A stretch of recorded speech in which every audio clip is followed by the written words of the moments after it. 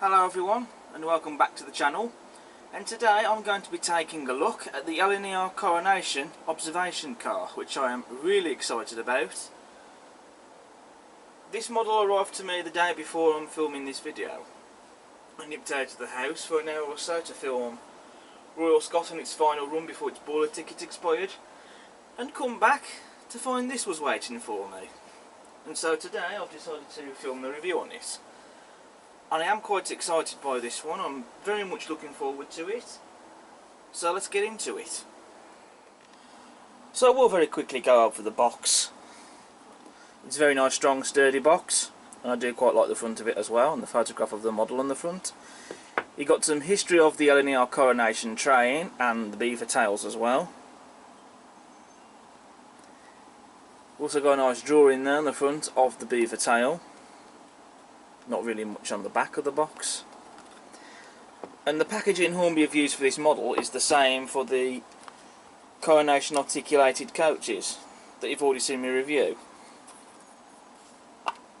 which is foam packaging.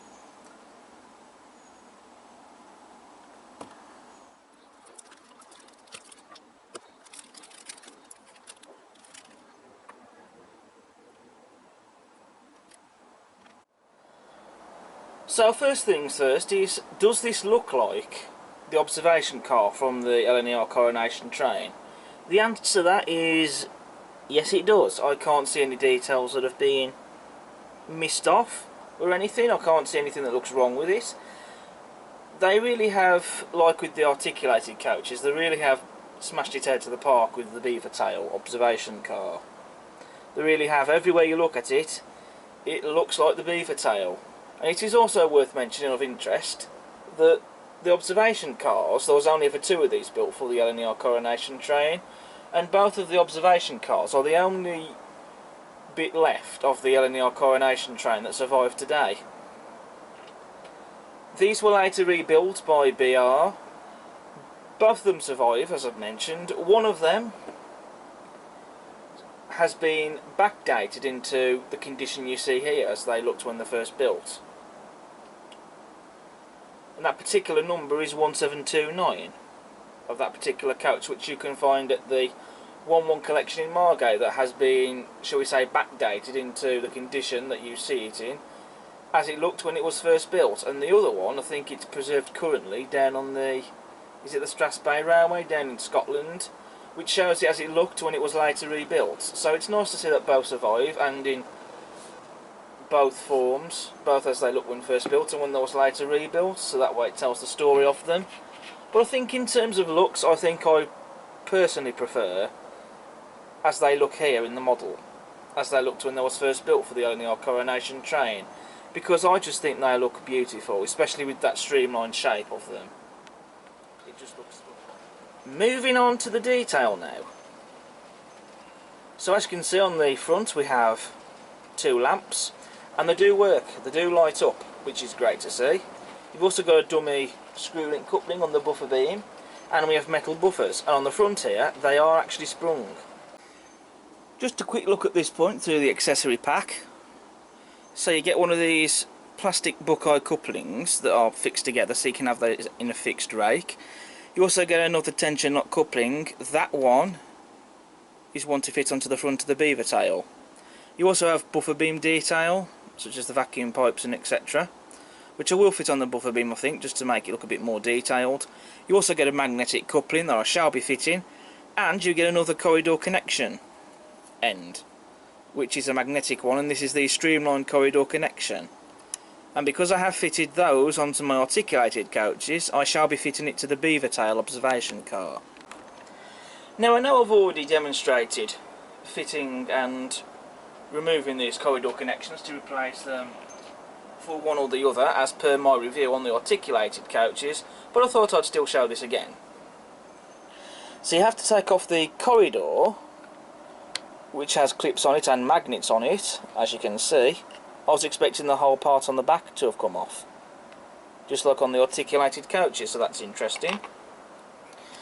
Then you take the streamlined corridor connection,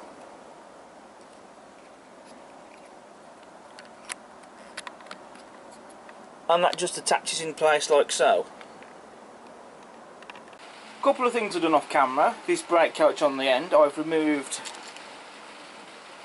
the gangway, the corridor gangway, and swapped it out for the streamlined corridor connection. I've also removed the tension lock coupling off the observation car and fitted the magnetic coupling.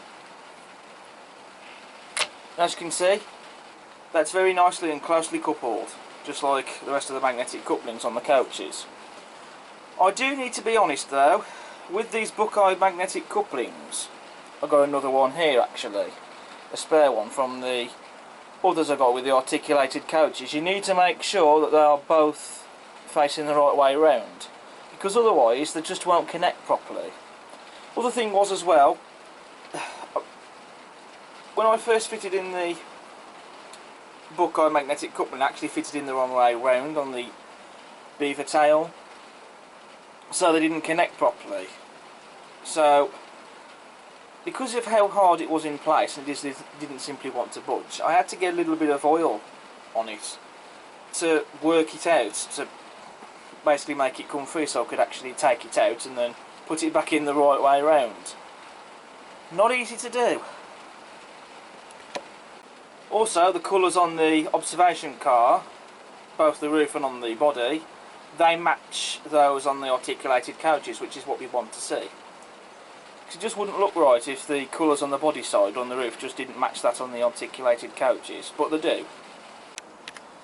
Bogies are very nicely detailed, with the axle boxes and rivets there.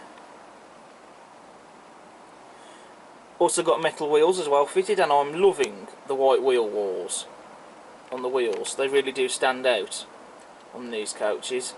The underframe detail is very nice, and most of that is separately fitted. I mean, this is detail you're not really going to see when the models are running, but it's there anyway, and I think that that's really nice. There's also some details there under the bogies too. This model also has interior lighting, so what I'm going to do, I'm going to turn the lights off now. I'm using an old remote control to do it. Do bear with me, it will take a while for them to turn off. There we go, the lights are now off. I've turned the power on and you can see the interior detail of this model. You can see the interior lighting there. And again, I think it looks really subtle. I don't think it's too bright. I think that looks really good. But I absolutely have to show you the amazing interior detail on the observation car. I mean, just look at the seats. They've actually gone and replicated the detail of the material, so it actually looks like these seats have actually been made out of some sort of material or other. And I have to be honest, that is the first time that I have seen a 00 gauge coach with the interior this detailed. Usually you just have the seats, they're just painted in one colour. You don't usually have the actual detail of the material of the seats on them. But on this model, they've gone that extra mile and they've done that. And it just looks absolutely amazing. And honestly, I think this could be a game changer. I think that this model, by doing this, could have really set new standards for 00 gauge models. It just looks absolutely superb, and I'm actually struggling to take my eyes off it. It's that detailed and that good.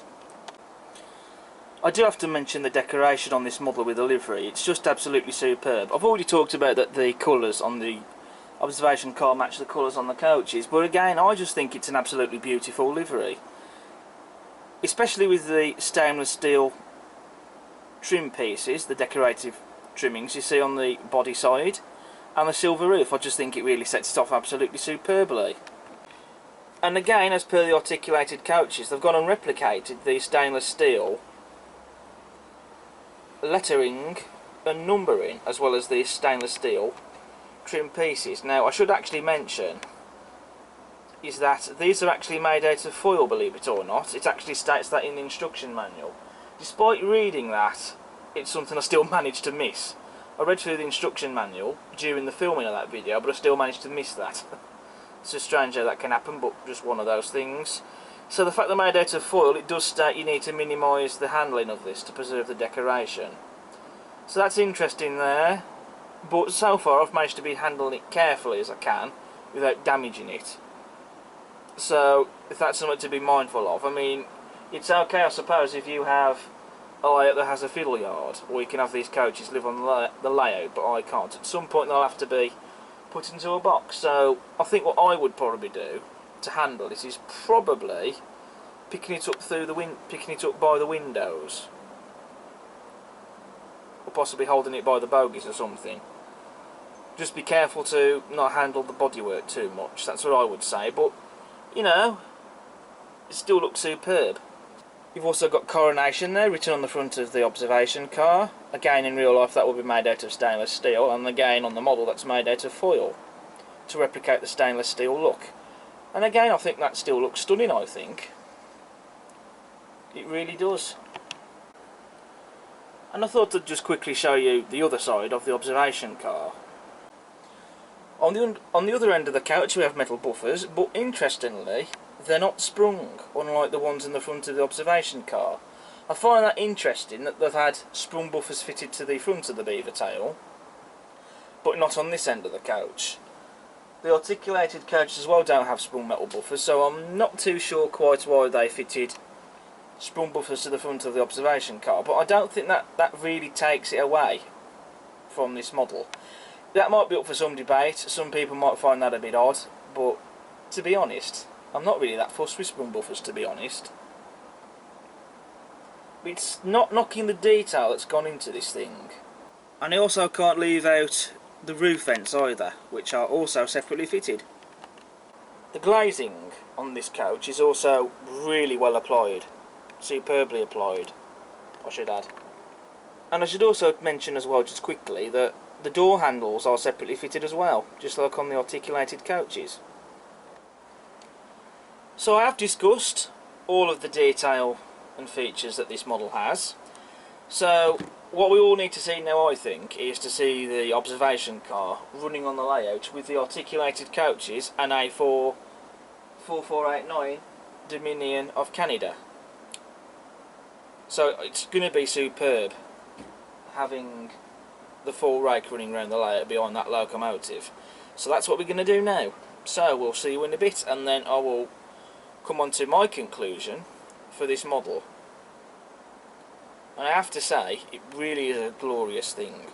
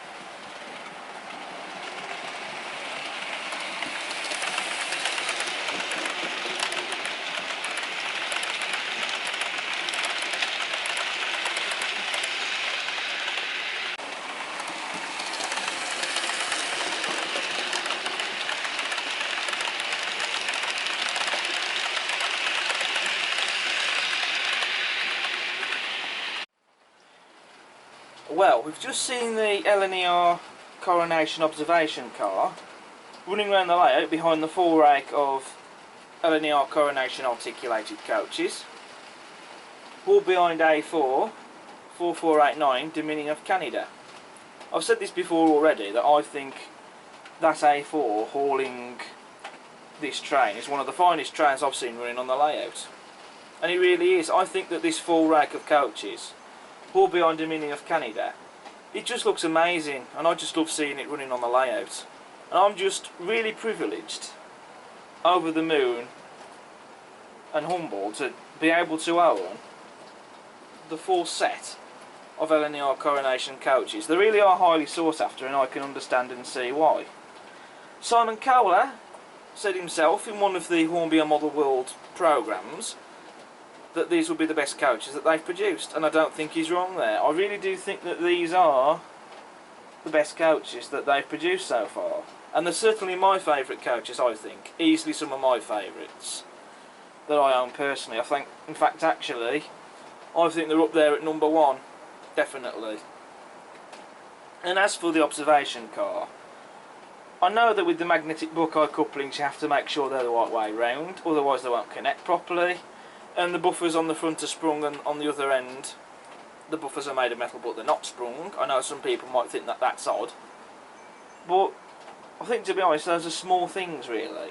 If you take those to one side, I mean, this really is still an exquisite model. I think it still looks stunning. It really is a beautiful model, not just with the detail they put into it, but also it's got interior lighting, working lamps, not to mention the amazing detail they've put into with the interior. It shows that Hornby can still produce great models, and when they do get it right, not only can they match the quality of the smaller manufacturers, and the detail of course, but they also better them as well. And I think the interior detail on the observation car, I think, is a case in point. I think that that's something next level. It really is. I think that's really going to set a new standard. I absolutely love these coaches, and I think I'm very lucky to be able to own the beaver tail as well, I think, in my opinion.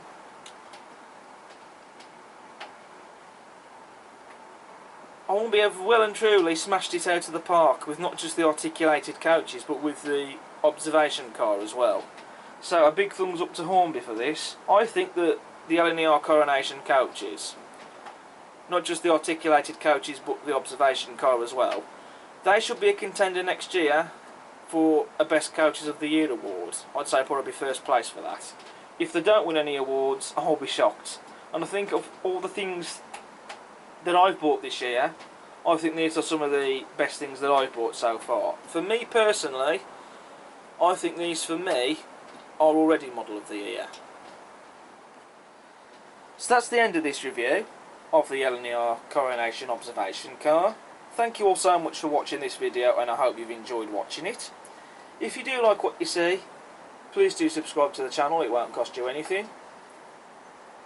Hit the like button, leave a comment, and check out all my other videos I've got on the channel. But until next time, I shall see you again soon. Take care. Bye.